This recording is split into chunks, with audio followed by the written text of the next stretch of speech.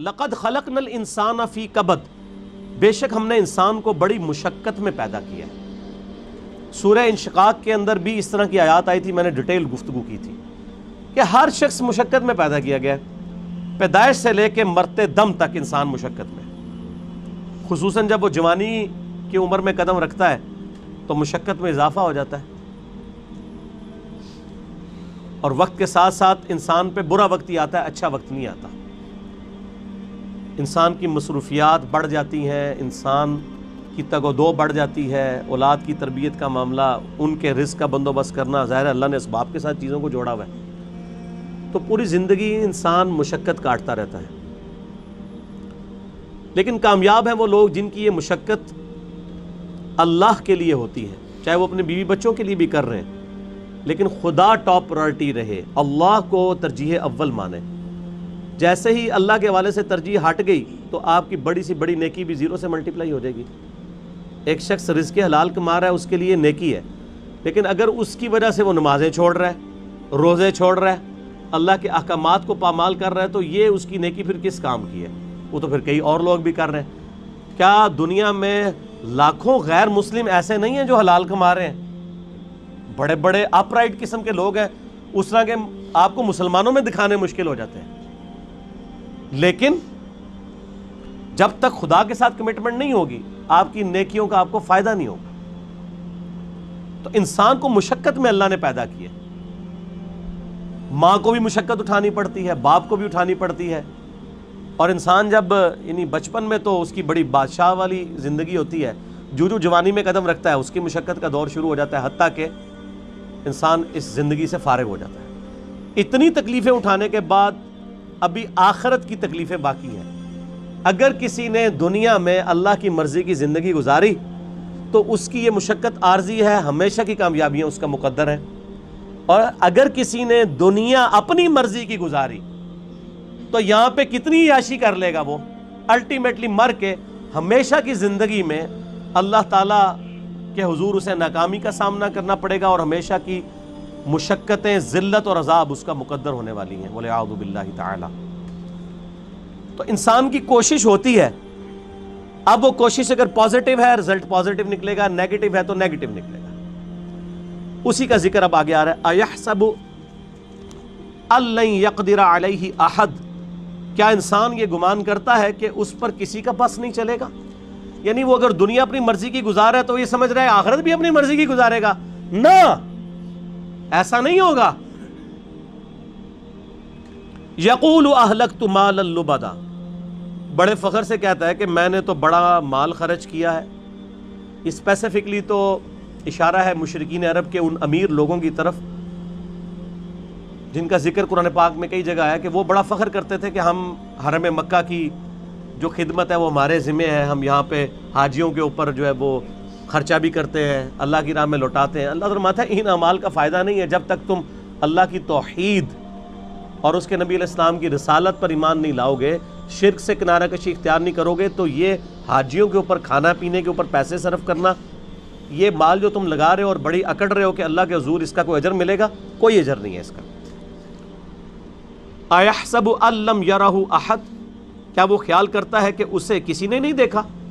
اس کو نہیں پتا یہ تم لوگ کس لیے کر رہے ہو، وہ کرتے تھے صرف اپنی عمارت کو جتانے کے لیے، ریاکاری کے لیے، لوگوں پہ اپنی جو دولت ہے اس کا روب ڈالنے کے لیے۔ جس طرح آج کل بھی آپ دیکھتے ہیں لوگ مساجد کے اندر وضو خانے بنواتے ہیں، ٹوائلٹس بنواتے ہیں، قالین ڈلوا لیتے ہیں، تو باقاعدہ وہ کئی جگہ پہ تو دیکھا گیا نیم پلیٹ لکھوا دیتے ہیں کہ وضو خانہ فلاں کے لیے ہوا ہے، فلاں کے سالے ثواب کے لیے۔ بھئی اگر سالے ثواب کے لیے بھی ہے تو اللہ کو تو پتہ ہے نا، آپ کے لکھنے کا تو اللہ محتاج نہیں ہے، نیکیوں کو تو چھپانا چاہیے، یہ خطرہ ہے کہ آپ کی نیکیاں برباد ہو جائیں۔ اور کئی لوگ تو جو ہے وہ حرام کے مال سے جو ہے اس طرح کے معاملات چل رہے ہوتے ہیں ان کے، اور وہ یہ سمجھتے ہیں کہ ہم اللہ کی راہ میں تھوڑا سا پیسہ خیرات کر کے اپنے باقی کے مال کو حلال کر لیں گے، ایسا نہیں ہوگا۔ اللہ تعالیٰ بہت غیرت مند ہے۔ صحیح مسلم میں حدیث ہے قیامت والے دن ایک سخی کو، ایک شہید کو اور ایک قاری کو بلایا جائے گا، اللہ تعالیٰ شہید سے پوچھے گا تجھے میں نے اتنی صحت دی، गिवन सर्कमस्टांसेस तेरे लिए फेवरेबल किए, तूने इसके बदले में मेरे लिए क्या किया? वो कहेगा या अल्लाह मैंने जान दे दी, और क्या करता? सबसे बड़ी कुर्बानी यही हो सकती। अल्लाह फरमाएगा तूने जान इसलिए दी ताकि लोग तुझे कहें बड़ा बहादुर है, तो तुझे दुनिया में लोगों ने बड़ी तारीफ की तेरी, तुझे दुनिया में अजर मिल चुका है इस रियाकारी का, औंधा मुंह करके दोज़ख में डाल दिया जाएगा। बोले औज़ु बिल्लाहि ताला अल्लाहुम्मा अजिरना मिनन नार, आमीन। सखी से अल्लाह पूछेगा तुझे इतना माल दिया था, तूने मेरे लिए क्या किया? कहेगा या अल्लाह मैंने इतना सदका और खैरात किया तेरे इल्म में, हत्ता कि मैंने मस्जिदों में नेम प्लेट भी अपने नाम की लगवाई है, तुझे नजर नहीं आती वो प्लेटें? ये मैं कह रहा हूँ उसकी एक्सप्लेनेशन। अल्लाह फरमाएगा तूने इसलिए सब कुछ किया ताकि लोग कहें बड़ा सखी है, तो दुनिया में तेरी बड़ी तारीफ हुई है। आज भी आप देख लें, मैं नाम लिए बगैर कहता हूँ, लाखों के दस्तरखान रोजाना के चला रहे हैं हराम के माल के ऊपर, और लोग उनकी बड़ी तारीफ भी करते हैं। देखें जी, चले जो कुछ भी है गरीबों को खिला भी तो रहा है ना। ये क्राइटेरिया दुनिया में ठीक है। ये फरजाना डाकू वाला मामला जो है ना, वो कि भी एक डाकू वो अमीरों से लूट के गरीबों की मदद करता था, ये फिल्मों में अच्छा है, अल्लाह ताला के लिए नहीं है। अल्लाह तो एक किसी भी क्रिटिकल रीजन की वजह से जीरो से मल्टीप्लाई कर देता है सब कुछ। बेपरवाह है ना सर, आप अपनी दाढ़ी पगड़ी नमाजों से और बड़े बड़े दस्तरखानों से अवाम को धोखा दे सकते हैं, अल्लाह को नहीं। सही मुस्लिम में हदीस है, अल्लाह ताला तुम्हारे शक्लों और तुम्हारे माल को नहीं देखता, दिलों और अमाल को देखता है। शक्ल भी नहीं देखनी और माल भी नहीं देखना। आप लोग क्या देख रहे होते हैं? बड़ा नूरानी चेहरा है, अल्लाह का कितना करम है इस पे, कितनी दौलत है, और अल्लाह क्या फरमा रहा है? दिल और अमाल। हत्ता कि सही बुखारी में आता है, और इसका जिक्र इशारतन सूरह तौबा में भी आया है। जब नबी इस्लाम ने अपील की ना, ग़ज़वा तबूक के मौका पर रोमन एम्पायर से लड़ना था, सबसे बड़ी सुपर पावर, तो चंदे की अपील की, तो एक सहाबी ने पूरी रात एक यहूदी की यानी मजदूरी करने के बाद उसको एक मुट्ठी जो है ना वो खजूरें मिली मुआवजे के तौर पे। बार्टर सिस्टम था ना, जरूरी नहीं करेंसी मिलती थी, खजूरें मिल जाती थी, जौ के दाने मिल जाते थे, गंदम मिल जाती थी, और वो एक मुट्ठी खजूर लाकर नबी इस्लाम के पास पेश करता है कि मेरी तरफ से ये जिहाद के लिए कबूल करें।